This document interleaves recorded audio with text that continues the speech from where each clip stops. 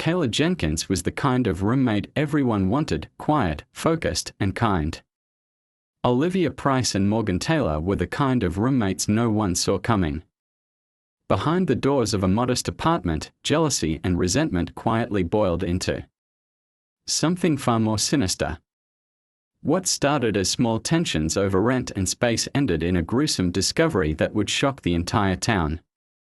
When police opened two tightly sealed suitcases in a hallway closet, they didn't just find a missing person, they uncovered a carefully planned betrayal carried out by the people Kayla trusted most. Kayla Jenkins had always been dependable.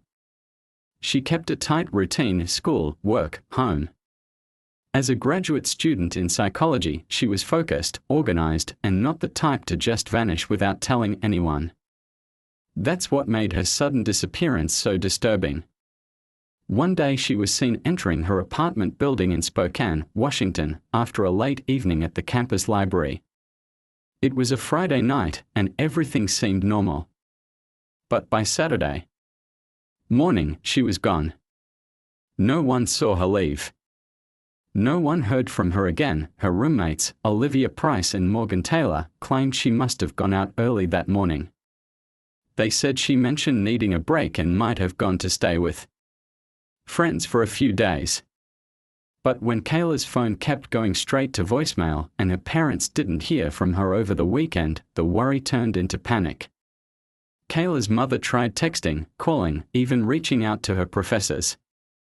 By Monday morning, when Kayla failed to show up for her part-time research job, the alarm bells truly started ringing. She never missed work without telling someone. Her mother reported her missing that afternoon. Officers arrived at the apartment to do a welfare check. Olivia and Morgan answered the door calmly. They said Kayla's room was locked and they assumed she had taken off for the weekend. But the lock was an old one, easy to open with a key or a pin. When police asked to check inside, they found her room oddly empty. The bed had no sheets. Her laptop, normally open on her desk, was missing. Her backpack sat in the corner, untouched. Strangely, her phone, charger, and keys were all still there. If she had left on her own, she didn't take the basics with her. Outside, Kayla's car was still in its usual spot. It hadn't moved since Friday night. Inside the apartment, everything looked too clean. The bathroom smelled strongly of bleach. The trash had just been taken out. There were no dirty dishes in the sink, no laundry waiting to be washed, things Kayla usually left around when she was busy. Her toothbrush and makeup bag hadn't been touched. It was as if she had planned to be back in an hour, but never returned. Neighbors were questioned. One reported hearing a loud noise late Friday night, like something heavy being dropped, but dismissed it as nothing important. Another remembered seeing Kayla come home, arms full of groceries, around 9 p.m. But after that, there were no sightings. No camera footage showed her leaving again. It was like she had simply vanished into thin air. The police listed Kayla as a missing person and opened an official investigation. Her parents drove into town the next day. They knew their daughter. This wasn't like her. Something had happened. They could feel it. The strange quiet of the apartment. The nervousness of the roommates. The missing sheets. The untouched car. Nothing added up. And deep down, everyone began to fear the worst. The investigation into Kayla's disappearance began to move quickly. Detectives focused on the apartment she shared with Olivia and Morgan. Something about the roommates didn't feel right. Their behavior was too calm, too rehearsed. They answered questions politely, but both of them kept repeating the same vague details. When asked what they did the night Kayla vanished, their stories matched a little too perfectly where they were when they went to bed and what they thought Kayla had planned. Yet neither of them could explain why Kayla left behind all her essentials. The more detectives observed, the more suspicious everything became. With a search warrant in hand, police returned to the apartment for a deeper investigation. This time, they weren't just looking, they were combing every inch for evidence. Forensics teams started with Kayla's bedroom. The stripped bed raised questions. Under UV light, faint smears of what looked like blood appeared along the side of the mattress. More traces were found beneath the edge of the carpet. It looked like someone had tried to clean up. In the bathroom, forensic teams discovered clean tile grout, but luminol revealed more splatter patterns, small but clear, around the shower, walls, and drain. There had been a struggle here, and someone had tried very hard to erase it.in. The hallway closet, officers found something that immediately set off alarms: 2 large suitcases, one red and one dark blue. They were taped tightly shut with layers of duct tape and pushed behind boxes. The smell coming from them was unmistakable. Even before opening them, everyone in the room knew what they were about to find. When the duct tape was cut open and the first zipper pulled back, the horror became real. Inside were black plastic bags, carefully wrapped, almost surgical. Inside, the red suitcase was Kayla's torso. The other suitcase contained the rest, her limbs and other body parts placed one by one as if packed with precision. The entire apartment was declared a crime scene. Neighbors were told to stay out. News of the discovery hadn't yet reached the public, but within the investigation team, the atmosphere turned grim. A missing persons case had just turned into a brutal homicide. It was clear now Kayla didn't leave. She never got the chance. Detectives returned to Olivia and Morgan with new questions. Their expressions changed the moment they learned the body had been found. Neither of them cried. Olivia asked for a lawyer. Morgan started shaking. The forensics team collected the suitcases and began analyzing every detail: hair strands, fingerprints, DNA traces, and the materials used to clean up. Blood was found on a pair of gloves hidden behind the water heater. It belonged to Kayla. What was most disturbing wasn't just that her body had been dismembered, it was how carefully it had been done. As if it wasn't an act of panic, but a calculated decision.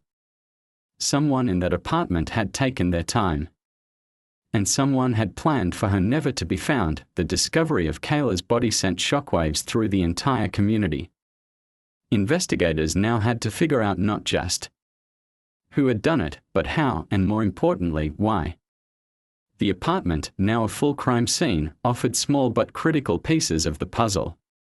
Fingerprints were pulled from the duct tape, handles of the suitcases, and even inside the plastic bags.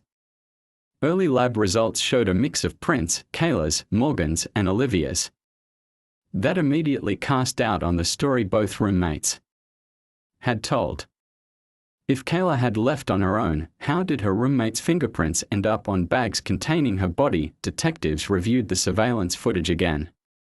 Kayla was seen arriving at the building on Friday night, entering through the lobby with 2 grocery bags. She never came out again.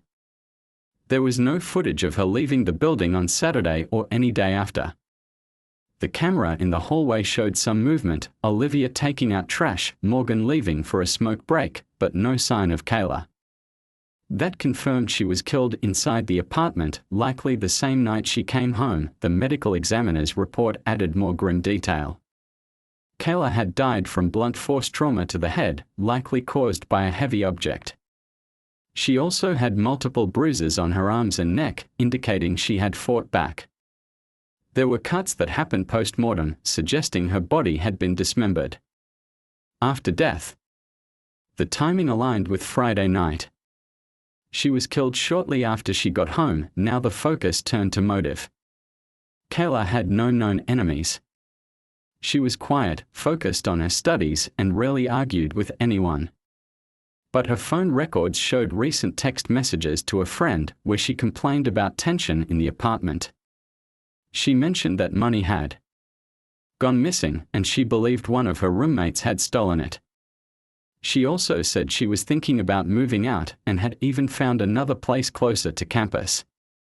Those details suddenly made everything more clear. When detectives questioned Olivia again, she started to change her story. She admitted that she and Kayla had argued a few times, mostly about bills and groceries. She claimed Morgan was closer to Kayla and that the two of them had tension as well. But when Morgan was brought in for a second interview, she painted a different picture. She said Kayla and Olivia had been fighting constantly and that Olivia was jealous of Kayla's academic success and her plans to leave the apartment. Morgan even hinted that she had overheard Olivia say things like she's going to ruin everything and maybe she should just disappear. But the shifting blame only made investigators more suspicious. They believed both women were involved. There were signs that the cleanup had taken time and coordination, something hard for one person to do alone. And the fact that both their fingerprints were on the suitcases made it harder for either to walk away from suspicion. It was no longer a question of if they did it, but who did what and how far they were willing to go to cover it up. Days passed with no new leads until an unexpected call came through the department's anonymous tip line. A man claimed he had helped Morgan move 2 heavy suitcases late one night, just days before the police discovered Kayla's remains.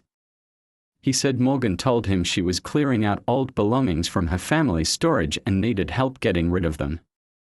They drove out to an abandoned warehouse 20 miles outside of town, where she dumped both suitcases into a large industrial bin behind the building.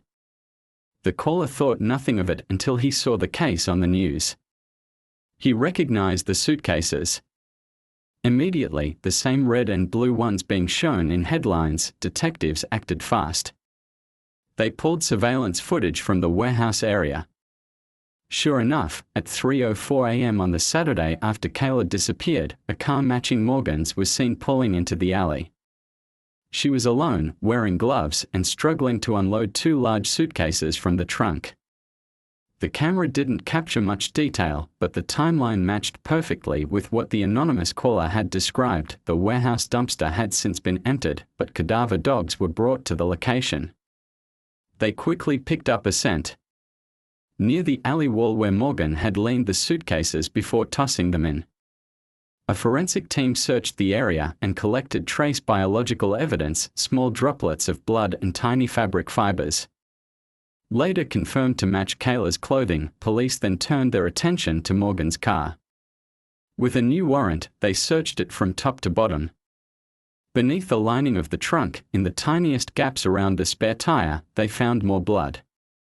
Samples were sent to the lab, and within hours, it was confirmed to be Kayla's. The air filter inside the car's ventilation system also showed traces of decomposition, supporting the theory that the body had been transported in that vehicle. Confronted with all this evidence, Morgan's demeanor shifted completely. She stopped denying, stopped pretending. Her hands trembled as she admitted what had happened, though her version of the story was still carefully controlled. She claimed Olivia was the one who started the fight with Kayla and had delivered the fatal blow. Morgan said she only helped afterward, cleaning up, moving the body, and disposing of the evidence.